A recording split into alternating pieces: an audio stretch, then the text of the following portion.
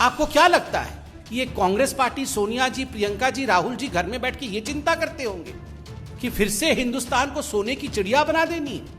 बिल्कुल नहीं। राहुल और प्रियंका कैसे राजनीतिक रूप से सेटल हो जाए, इनकी एक ही चिंता है। जनता जनार्दन सब देख रही है राहुल गांधी। आज आप कह रहे हैं हमारे लिए पेगासस सबसे महत्वपूर्ण है। हमारे एक झूठे मुद्दे को, एक मैन्युफैक्चर्ड मुद्दे को आप कह रहे हैं कि ये हमारे लिए सबसे महत्वपूर्ण है। हमारे लिए कोरोना महत्वपूर्ण नहीं है। आज भी इस मंच से मैं कहना चाहूंगा, राहुल जी, आपके फोन में हथियार है तो तुरंत फोन को जाके पार्लियामेंट के थाना में आप सरेंडर करिए, हथियार निकलवाइए। हथियार रख के फोन में मत चलिए, ये अच्छी बात नहीं है। वैसे में आज राहुल गांधी और कुछ विपक्ष के नेता जब सवाल पूछने संसद के पटल को छोड़ करके संसद के बाहर आते हैं और सवाल पूछते हैं, तो इन सवालों का जवाब जनता भी देना चाहती है और हम भी चाहते हैं इन सवालों का जवाब राहुल गांधी को दिया जाए। राहुल जी, आपने कहा कि आज पूरा विपक्ष जो है वो पूरा विपक्ष आज एक हो गया है और एक होकर ये कुछ सवाल पूछ रहा है। राहुल जी, ये तथाकथित विपक्ष एक कब नहीं था? आज ममता जी भी चाय पी रही हैं सोनिया गांधी जी के साथ, आप कह रहे हैं कि हम सब एक हो गए। आप याद करिए 2018 में कर्नाटक में किस प्रकार ये तमाम विपक्ष के नेता एक दूसरे के हाथ पकड़ करके मंच पर मौजूद थे। ममता जी, मायावती जी, सोनिया जी, ये सारे लोग मंच पे मौजूद थे और कह रहे थे हम तमाम नेता एक होकर भारतीय जनता पार्टी को हराएंगे, हम मोदी जी के विचारधारा के खिलाफ अपनी आवाज को बुलंद करेंगे। क्या नतीजा हुआ? क्या नतीजा हुआ? जनता जनार्दन है। राहुल गांधी, अखिलेश जी एक साथ साइकिल में बैठे थे, दो अच्छे लड़के यूपी के निकले थे साइकिल पे। क्या नतीजा हुआ उस साइकिल यात्रा का? क्या नतीजा हुआ इन सबके गठबंधनों का? कुछ नतीजा नहीं निकला।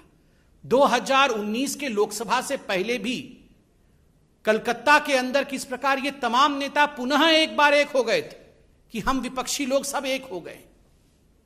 क्या चाहते हैं ये जो विपक्ष है जिनको आज आप देख रहे थे, ये क्या चाहते हैं? इन तमाम लोगों की एक ही मंशा है अपने परिवार को बचाने की। बस आपको क्या लगता है अखिलेश यादव जी की पार्टी क्या चाहती है कि भारत का जो है स्वर्णिम युग वापस आ जाए? कदाचित नहीं। वो सिर्फ इतना चाहते हैं कि हमारे बच्चे कैसे सेटल हो जाएं। आपको क्या लगता है लालू प्रसाद यादव जी की पार्टी क्या चाहती है कि पूरे हिंदुस्तान में चमचमाती सड़कें बन जाएं? कदाचित नहीं। वो सिर्फ इतना चाहते हैं कि हमारे दो बेटे कैसे बस ठीक ठाक लग जाए, किनारे लग जाए, राजनीति में आ जाए।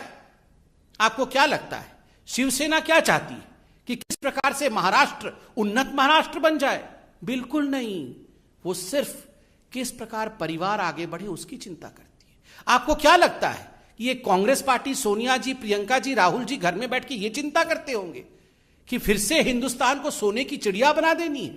बिल्कुल नहीं। राहुल और प्रियंका कैसे राजनीतिक रूप से सेटल हो जाए, इनकी एक ही चिंता है। नरेंद्र मोदी जी जो किसी राजनीतिक परिवार से नहीं आते हैं, उनकी एक ही चिंता है हिंदुस्तान को विकास के पथ पे सेटल करना है। इसीलिए जनता जनार्दन आपके इस विपक्ष के एक होने के नाटक को सब समझती है, अच्छे तरह से समझती है। दूसरा प्रश्न राहुल जी ने उठाया कि हमारी आवाज को पार्लियामेंट में दबाया जा रहा है।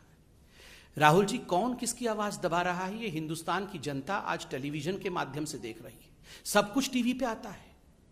कौन दबा रहा है आवाज को? मैं जनता से पूछता हूं, मैं भी साधारण व्यक्ति हूं। आप बताइए, ये कोविड के समय जब दूसरी लहर चल रही थी, जिस समय कई लोग अपना दम तोड़ रहे थे, ये सारे कांग्रेस के नेता ये क्या कह रहे थे? राहुल जी क्या कह रहे थे? अभी बुलाओ, विशेष सत्र बुलाओ, अभी हम कोरोना के ऊपर चर्चा करना चाहते हैं। We want to discuss about corona, we want to discuss about COVID. उस समय आप विशेष सत्र बुलाना चाहते थे। आज वास्तविक सत्र चल रहा है, उसमें एक दिन कोरोना के ऊपर चर्चा नहीं, एक दिन कोविड के ऊपर कोई चर्चा नहीं।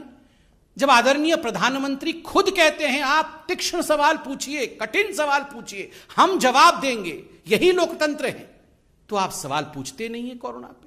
जब आदरणीय प्रधानमंत्री जी मीटिंग रखवाते हैं, सभी पार्टी के लोग, सभी दल के लोग आए, हम एकजुट होकर बैठेंगे, तीसरी लहर में किस प्रकार लड़ाई लड़नी है, हर जिले में कैसे एक ऑक्सीजन प्लांट खुलना है, उस पर हम चर्चा करेंगे। ये कांग्रेस वाले नदारत रहते हैं, उस समय वो दिखते नहीं है। वो उस मीटिंग का बहिष्कार करते हैं। जनता जनार्दन सब देख रही है राहुल गांधी। आज आप कह रहे हैं हमारे लिए पेगासस सबसे महत्वपूर्ण है। हमारे एक झूठे मुद्दे को, एक मैन्युफैक्चर्ड मुद्दे को आप कह रहे हैं कि यह हमारे लिए सबसे महत्वपूर्ण है, हमारे लिए कोरोना महत्वपूर्ण नहीं है। आप लोगों के जीवन के साथ खिलवाड़ कर रहे हैं। लोगों ने आपके कुछ सांसदों को चुना है और भेजा है। उन इलाकों के लोगों का जीवन भी महत्वपूर्ण है। उनके साथ खिलवाड़ करना उचित नहीं है। यह आपकी जिम्मेदारी नहीं है। आप जनता जनार्दन की आवाज को दबा रहे हैं पार्लियामेंट में। तीसरी बात, राहुल गांधी ने कहा कि उनके फोन में हथियार डाल दिया गया है, कि हमारे फोन में हथियार डाल दिया गया है। राहुल जी, हथियार डाल दिया गया है आपके फोन में, तो आप इतने दिन तक बैठे क्यों हुए? आपको पता है आपके फोन के अंदर हथियार है। आप हथियार निकालने के लिए फॉरेंसिक डिपार्टमेंट गए, आप पुलिस थाने में जाके हथियार निकालने के लिए एफआईआर किया आपने। आप बताइए, आपको अगर हम में से किसी को पता चल जाए कि हमारे फोन के अंदर हथियार है, तो हम हाथ पैर धर के घर में बैठेंगे? बिल्कुल नहीं। हम जाके हथियार निकालें? कोई हथियार नहीं है। जो चीज है नहीं उसका हथियार बना करके पार्लियामेंट को रोकना, एक नॉन एग्जिस्टेंट इशू को इशू बना करके किस प्रकार वो हथियार के रूप में काम करे, ताकि ये लोग पार्लियामेंट से नदारत रहे, ताकि असली मुद्दों पर चर्चा ना हो, ताकि पार्लियामेंट स्टॉल हो जाए, यही इनका हथियार है। आज भी इस मंच से मैं कहना चाहूंगा, राहुल जी, आपके फोन में हथियार है तो तुरंत फोन को जाके पार्लियामेंट के थाना में आप सरेंडर करिए, हथियार निकलवाइए। हथियार रख के फोन में मत चलिए, यह अच्छी बात नहीं है। राहुल जी, आपने कहा कि हम पार्लियामेंट को डिस्टर्ब नहीं कर रहे हैं और पेगासस पे सरकार को चाहिए कि बिल्कुल उत्तर दे दे, और हम अपनी जिम्मेदारी को पूरी कर रहे हैं पार्लियामेंट। राहुल जी, पेगासस पर ही आईटी मंत्री अश्विनी वैष्णव जी पार्लियामेंट में उत्तर दे रहे थे, लिखित उत्तर दे रहे थे। जो लिखा हुआ है उससे पढ़कर उत्तर दे रहे थे। आपके सभी प्रश्नों के, आपके सभी संशयों का उत्तर दिया जा रहा था। मगर आप लोगों ने क्या किया?